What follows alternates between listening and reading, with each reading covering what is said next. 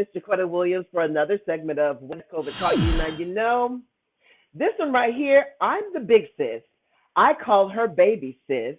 She is a talk show host, honey. She is a FAMU, okay? And she is a distinguished lady of Alpha Kappa Alpha Sorority Incorporated. Please, Yes. please welcome my sister, Rashan Ali. Hey, Hi, how are you doing?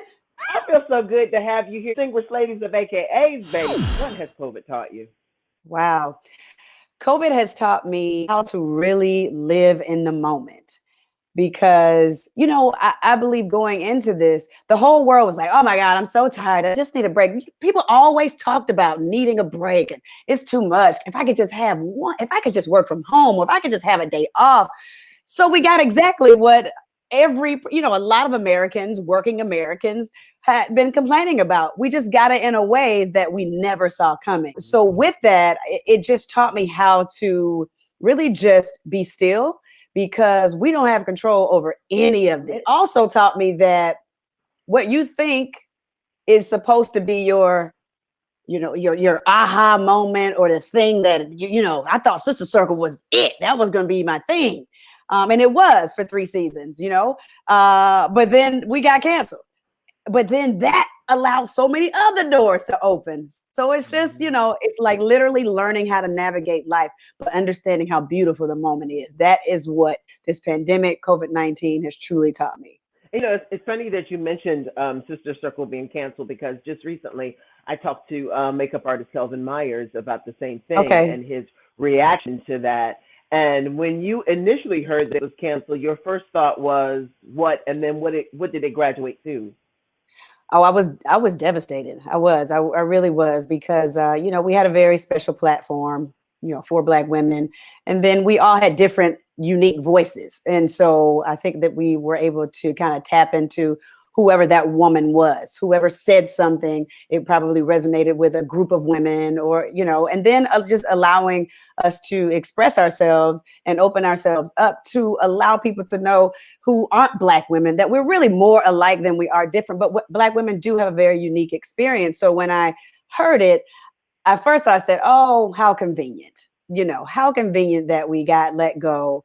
A month after the pandemic started, we were already on the bubble. Let me be truly transparent. Like, we were already on the bubble. Are they going to keep us? Or are they not? So this gave, I think, the production company more reason to let us go. I think in retrospect, when they look back on it after everything started to happen, everything happened with George Floyd and Ahmaud Arbery and all of these things, and they're like, "Ooh, we don't have any Mm-hmm. platform for the Black woman's voice now." So I know in retrospect, at least I'm hoping in retrospect, they looked at that and like, oh, maybe we shouldn't have done that. But Jaquetta, I gave myself 24 hours to go ahead and get me a good old cry. Mm-hmm. I did. Mm-hmm. I listened to her song. Sometimes Ish Don't Go Your Way. Sometimes it don't go your way. Sometimes Ish Don't Go Your Way. And it's like, sometimes. And I cried and I just let it all out. And I said, all right, we're going to lace up our bootstraps and we're going to keep this thing going. And literally 2 days later, our good friend Ryan Cameron, he fell ill. And I got the opportunity to fill in for him for the next 6 months. So it was like God needed me, use me as a vessel to help him and his family during that time. And I was happy to be able to do it, because if I was on set at Sister Circle, even though we were working from home, I would not have been able to do that. So let's talk about now that you're moving forward and all of the lessons that we have learned from COVID. What are you hoping that you will keep once the world has opened back up to whatever the new normal will be? I want to make sure that I'm continuing to extend myself grace and gratitude. I think, and really just being grateful for everything that's in my life. I think sometimes we look so forward to what is next that we forget to be so thankful and grateful for what we have right here in the Mm-hmm. moment. So I just want to stay in that state, because if you want to continue to grow, you have to be grateful for what you have. I mean, literally. So that is what I wake up every, it's not a perfect, journey. It's not a perfect journey. I have days I'm like, man, Am I doing everything? Do I have clarity? What's going on here? And then some days like, oh, I'm so prepared today. I've got everything done. It's just back and forth. You feel me? You laughing because you I feel hear me. you because I feel you. Yes. It is right. That face. It is. Mhm. It's literally. And my therapist always says, this mental health thing it's a journey. The mental wellness, Mhm. you continuing to grow in it. This is a journey. So don't feel like, oh, I got it right. I'm good. I'm healed. Everything is perfect. And not just, you have tactics. You have good months and you got some bad months, good days and bad days. But knowing how to navigate and be able to come out of those moments when they're not so good. What have you learned about being with your husband and your children in the same space all the time? Yeah.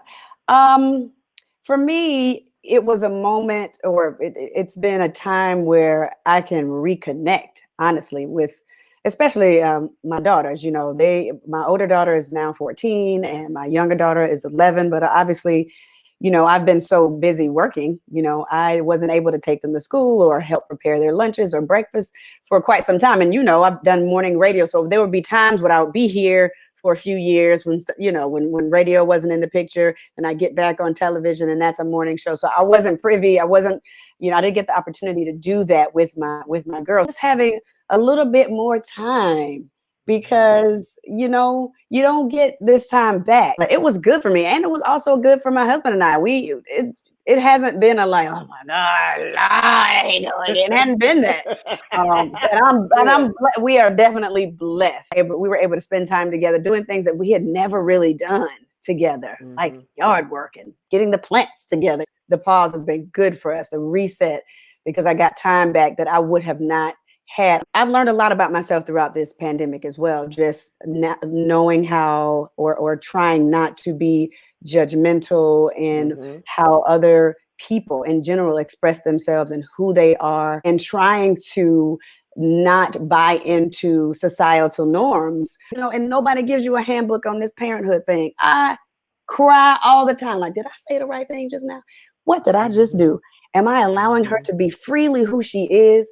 And also just being open. Like I always say now, I was like, if you decide to have a husband or a partner, like I'm just making sure that they understand that this home will be open to whoever they are becoming, because I don't Good. want anybody to have any type of resentment because my mom or daddy didn't allow me to be who I truly am on the inside. Some people are going to have some things about that, but they're not in 5879. They're not in this Okay. home. So Okay.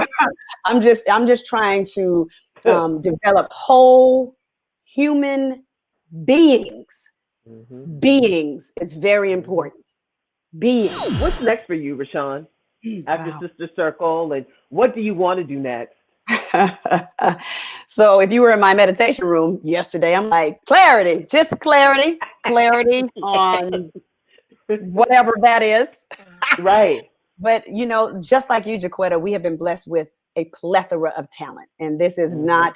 not saying this in an arrogant light, because that's just not who I am. But God has given each of us beautiful talent. So I shot a new show under the Tyler Perry umbrella, All the Queen's Men, and then we're going back into production for that actually in the next couple of weeks. So I've been doing a lot of acting.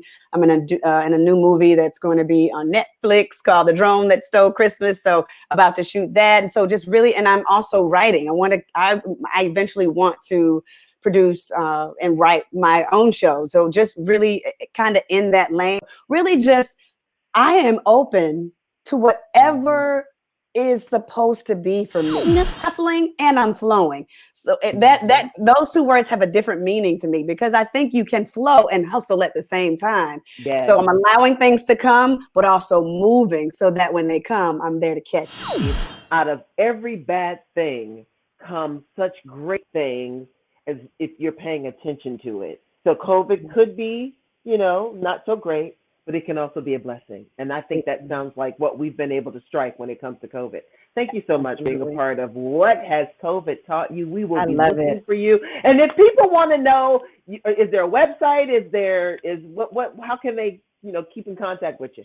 Awesome. Well, everything for me is at Rashan Ali. I also have a podcast called the Cool Store Podcast, which you've been a part of. We're about to really open it up with new merchandise. I got some things going on in RashanAli.com. All right. Rashan, thank you so much. We'll see you next time. Thank Bye. you.